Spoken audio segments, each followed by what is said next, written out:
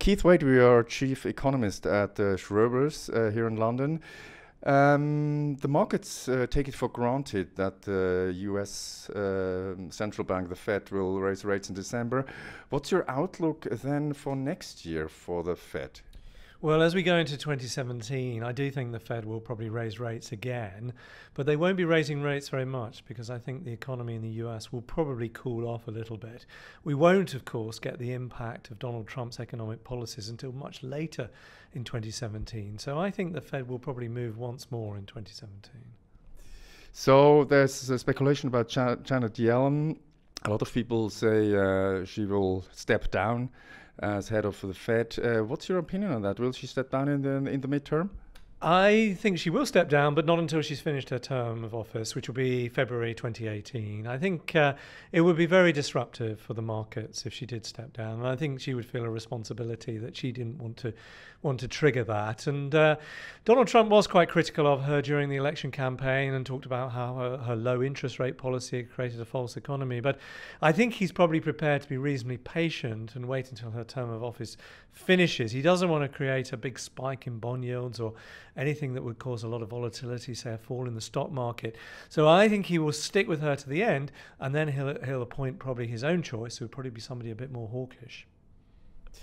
Well, speaking of Donald Trump, he promised a 4% growth for the US economy when he's elected president. How realistic is that? Well, it's a big stretch, actually. 4% growth for the US economy is something we haven't seen for quite a long time. We did see it in the late 1990s. If you remember, in the tech boom, there was 4% growth. And then before that, actually, we did have it for a period in the 1960s. But really, the last few years, we haven't seen it for a long time. And the actual average rate of growth has been much closer to 2%. So I think it would be quite a push. It would need a lot of stimulus to get towards that rate.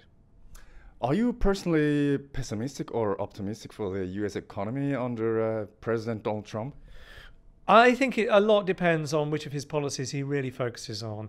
If he focuses on the trade policies, then I would be quite concerned because we could end up with a trade war. And often trade wars lead to a lot of stagflation, but it's not clear that we're necessarily going to get that. On the fiscal side, a bit more optimistic. I think some of the infrastructure spending, plans like that would be very good. It's still a concern to me because I think the US economy is quite late cycle. So if he does too big a stimulus, he'll probably just create inflation. Given these assumptions, what's your outlook for the global stock markets for next year? Well, global stock markets at the moment have received Donald Trump pretty well, actually, and we've seen quite a rally in the US market, actually, and it's been quite supportive. And so people are more confident because they think more growth is going to come. There's deregulation that Donald Trump has talked about. So that's helping some of the sectors. The banking sector, the financials are benefiting from the steepening of the yield curve. So those things are all pretty good in the short term. I think the question will come later on as we go into next year. Really comes back to which of those policies he really goes for. If he starts causing a trade war, I think stock markets might fall back a little bit.